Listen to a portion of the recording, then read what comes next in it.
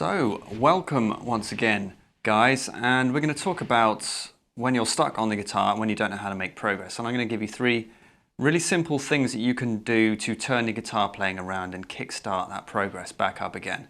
And once again, I've got the wonderful Mrs. Higgy with me to help kickstart the dusty workings of my brain. So say hello, Mrs. Higgy. Hi guys, I just wanted to ask a quick question of the guys, is that okay? Yeah, go for it. Yeah. I just wanted to ask, please like the video, but if you do like the video, can you please comment below why you like the video? And I know you won't know yet, well you might do, you might just like it because it's Higgy and it's me. Or maybe it's just Higgy, or maybe it's just me. I mean, that'd be fucked up if it was just me. Well, then you're going to have to do your own YouTube channel. No, I'm not doing my own YouTube channel. That's not happening, that's not happening. So anyway. Get more subscribers than mine in like 1 week or something. Yeah, exactly. So if you can like the video. That would be great. Yeah, well, obviously. But then I'd really like to know, and literally this is me wanting to know, this is not him, this is me. I want to know why you like the video. So I don't care if it's, I just like the video because it's just Higgy, or I like the video because he had a Doom shirt on. I don't care. I just want to know why you like the video. Or the topic that we're discussing as well. Oh, yeah, There is possible that it might just be that, obviously. Yeah, that's obvious. I'm interested to know. I'm a bit worried, actually, what we're going to get now. Yeah. So anyway, we're talking about guitar playing and being stuck. Now, obviously, that's quite a generic or generalized term to say being stuck. It could be being stuck with a technique that you're learning, like picking, legato, or tapping or something. Or it could be stuck in a more generalized term in your overall journey. So the way I always get people to tackle this, because this is the most easy way to do it, to bring clarity back to your playing, is a 3-step approach, really. And I use the word clarity. That's because when you're stuck, you start getting into this place where there's too many things you could possibly do. There's too many things that could be the problem. You're not sure what to do about it. You end up in this analysis paralysis kind of place. You know, I've said about this before, we all kind of know what that's like. Yeah. You know, overwhelmed. You know that something ain't right. You don't know what to do about it. And you just kind of want to keep cycling the problem rather than finding the solution as well. I think that's some of it as well, isn't it? Yeah, so you end up in this kind of thing where you really are just beating your head against a brick wall, trying to get better at the thing that's not working. So, as I said, a 3-step approach, and this is the best way to find clarity and start moving forward. Right, number 1, what you need to do is narrow your focus. And what that means is, let's say, to use an analogy, it's like you're spinning loads of plates, right? You're trying to keep loads of plates in the air at once and you're scattered, right? And you're exhausted and you're pretty pissed off. Stop. You know, get rid of all those plates, right? Narrow your focus, right? That is the first thing you have to do, because to get out of a rut, you're not going to get out of a rut by giving yourself more to do, right? Adding more to that is just going to make you more overwhelmed. It's going to make you more frustrated and more disillusioned and despondent. All the things that we don't want if you want to move ahead with the guitar, okay? So narrowing your focus is absolutely the priority. You have to do that. Just drop everything. Okay, if you've got tons of licks you're working on, just take a break from that, just stop doing it for a while. If you've got tons of exercises or tons of different aspects that you're practicing, just take a break from that, okay? Narrow your focus down. When you say like narrow your focus down, are you saying to people, you know, cut down on the actual physical time, or are you saying cut down on what's superfluous to the cause, as it were? Really, it's more about cutting down the amount of things they're trying to do. Oh, so like overload, basically. Yeah. See, a lot of people are in a position where they're trying to do everything, and the internet is making that, in some ways, it's kind of making it more possible for people to come into a new hobby or into guitar playing, especially a lot of the younger people. Yeah. And they're seeing all these players on Instagram and YouTube that are really amazing. Yeah. And so they're thinking, oh, well, I need to be able to do that. I need to be able to do that. I want to do that. I want to do that. You know, and you get a lot of people that say, I just want to be able to do everything. I want to be able to shred. I want to be able to do everything. Yeah. So they're working on chords, they're working on theory, they're working on songwriting, they're working on improvisation, and they're working on alternate picking, you know, all these different techniques. And they've got like practice sessions, which are like 5 hours long. Whole laundry list of exercises, and they wonder why they're getting burnt out. So yeah, I get you. And that's not to say you can't work on multiple things. I'm not against that, but it's just like when you see people who are burnt out and they're stuck, that's the thing you usually see a lot of. Yeah. Not all the time. A lot of time people are just stuck because they're not inspired anymore, and they've lost the reason why they fell in love with the guitar in the first place. Yeah. Which actually is the second point, guys, which is the second thing you need to do is you need to reconnect with the reason why you play the guitar. I would say most people, even people who have like dreams of like bands and success or being a session musician, all of those things, if you take those things away, I would honestly say that most people play the guitar first and foremost is just for the enjoyment of it. For most people, their guitar playing really is a hobby. It's something they look forward to. It should bring them joy. Yes, I agree. At the end of a working day, your guitar is something you want to pick up and be doing good things for you. You want to enjoy it, Yes. And obviously some people love the challenge. Some people really do love just the practice side of things, the idea of just making progress, of challenging themselves. So for some people, the practice itself is the journey. Yes. But they both come back to the same thing at the end of the day. You just want to enjoy the Yes. guitar. You want to pick it up. You want to like what you're hearing at the end of the day, don't you? Whether it's solos you want to learn, your favorite songs, whatever it is, it's all about the joy of playing. So, and a lot of you guys get in a place where you get caught up in the struggle of learning a technique or something like that, and you feel this obligation, like, God damn it, I should be working on this or I should be working on that. And you get frustrated, you get angry. Again, you lose sight of all that, And if you've got like a laundry list of things which you've got to do, which is basically your guitar practice has gone from being something that you look forward to doing to being something that is now another chore that you've got to get done. And imagine you're tired at the end of the day, you've been working, you pick the guitar up and it's like, oh, geez, You look at your list of exercises, all right, get through all of that.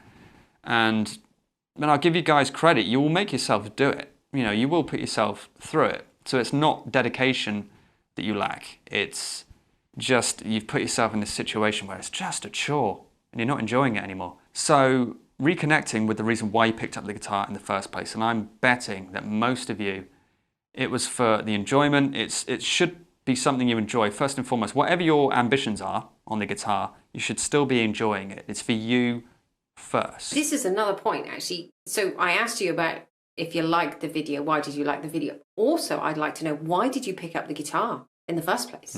I'd love to know that.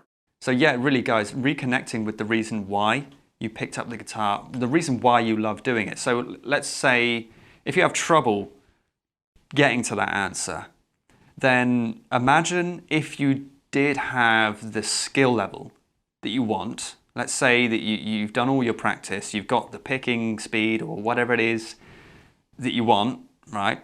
And so what would you be doing with it ideally? How would you like to be sounding? And then if you can go into that mindset, go beyond the technique and go to where you have all the technique you dream of, what would you be doing with it? How would you be feeling if you had it? That might give you a better clue as to what it is that you love about guitar playing. Is it achievement for the sake of achievement, or is it the sound, you enjoy the sound? Is it because you want to be able to play songs from your favorite artists? So really think about it. It's a really interesting question, because if you can get back to the why, that will give you more of a reason to pick it up, especially when you're frustrated and you're despondent. And if you combine that with number one, which is narrow your focus, just let go of all the other stuff you think you need to do, narrow your focus to the MITs. I forgot to say that in part one, MITs, most important tasks. So the most important tasks would be, what is the priority for you with your practice? So if you had to rate everything, is it more important for you right now to develop a better technique in order for you to progress because the stuff you want to play requires it? Or is it more important for you to be working on the creative side of things? Is it more important for you to be working on string bending or vibrato? So it's really kind of stacking things in an order of priority, and just focus on the MIT, the most important task, and narrow your focus to that, what you most need right now to move forward. So that was meant to go into part one. So step 3 in unsticking yourself and getting out of a rut and turning your guitar playing around is to practice effectively and not just put hours in. Now, this is a problem I see a lot, and I can already sense that. I know some of you are going to be very resistant to this because you're very defensive of practicing for hours and hours and hours a day. Like, the way you see it is like, well, I've got the time and I like doing it, why wouldn't I? And that's okay, all right? I'm not saying it's wrong. If you're getting results and you're not hurting yourself, go for it. But I will say this, with a lot of people, I will say that they really, really do overdo it in terms of the hours they spend going at something. And one of the worst things you can do is overdo it and really mess your fretting hand up, right? Because those tendons really, they don't like being overworked, right? You can really overdo it easily with the fretting hand. And let's say you've been working on some legato stuff, maybe you've done about 30 minutes on legato, which can really put your hand through it, okay? And then you have a break, but then you've got the rest of your practice session on. Now you're going to work on alternate picking, right? And let's say you do an hour on alternate picking, where you're still using that fretting hand, which is already tired. And then after that, you're working on sweep picking. And then after that, you're working on string bending and vibrato. And then you're working on theory. And then you're working on improvisation. You see where I'm going with this?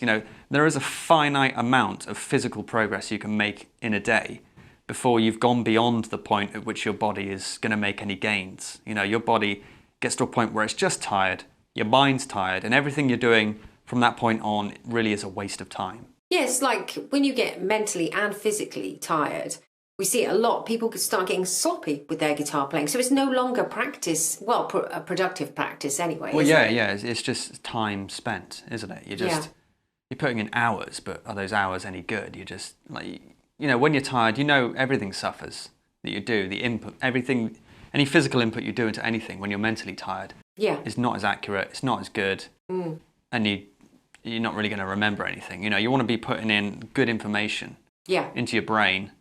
And if it's tired and you're physically putting in bad information, you all that extra 3 hours that you tagged onto your practice, it would have been better spent doing something else.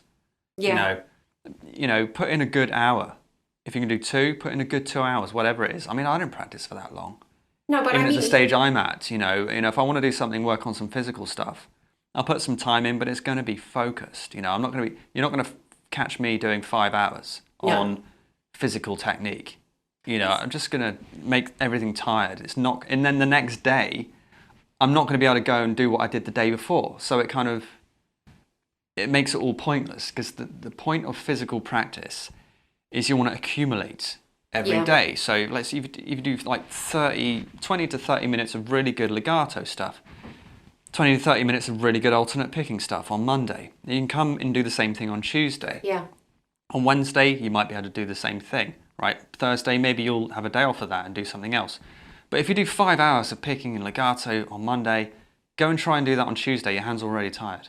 By Wednesday, you're not going to be able to do it. You're going to need a day off. So it's like people just do too much practice of too much stuff. I've definitely witnessed this with you when you were doing 101 shredders, and whenever you do a Legends course, I always know, and you're so good at this now. I always know when you say you've had enough. And then you'll look at me and say, I could just go to the studio, do a bit more. And I'm like, give you the look. And you're like, yeah, no, I did enough this morning, or I did enough earlier. And when we override that thought, isn't it? Yeah, exactly. Because we do know in our gut, instinctively, we do know when we've done enough. And we do know that if we were to go and do some more, it's too much. We should just leave it. But it's the mental part of ourselves that's like wants to do more. Yeah. That's the part we need to like put in its box and say, sit down, be quiet, be patient, because that's the thing. You enjoy what you're doing, and if you feel like you're getting progress, you want to keep going. Yeah. We've all experienced that. It's addictive. It feels good. You want to do more of it. But at that point, you've got to like trust the gut and say, look, I know I've had enough. If I go back and do more, it's just me being bloody minded and being greedy. Anyway. So it's a 3-step process, okay? So really, narrow your focus. Stop trying to do everything, all right? Narrow your focus, all right? That's all you need to do. Find out the most important task to be able to move forward. Secondly, reconnect with the why. right? We need to get the fun back. You need to get the joy back, the pleasure back into picking up the guitar. And 3, okay, the practice you put in needs to be focused and concentrated. In that way, you will need to do less of it. You'll have more time to fit the guitar in and enjoy it and leave it and come back to it the next day refreshed, enjoying what you do, rather than feeling like it's a massive chore, a massive laundry list of things to do, which you've just got to fit in somehow in the evening and put in loads of hours. You don't need to do that, okay? So it's all about doing less, finding clarity, enjoying it more, okay? And you've got to give yourselves permission to do that. That's the only way you're going to get out of this overwhelmed feeling, of this feeling lost and feeling confused, all right? You always need to bring it back to the most core reason why you play, okay? Find the most important thing you need right now to move forward. And then remember, you've just got to enjoy it. Really enjoy it. And that's pretty much all there is to making progress on the guitar. And don't forget, like the video. Tell me why you like the video. I want to know. Okay, so it's what was the second thing? Oh yeah, why did you pick up the guitar? What was your reason for picking up guitar in the first place? And I'm sure there was something else. Yes, there is.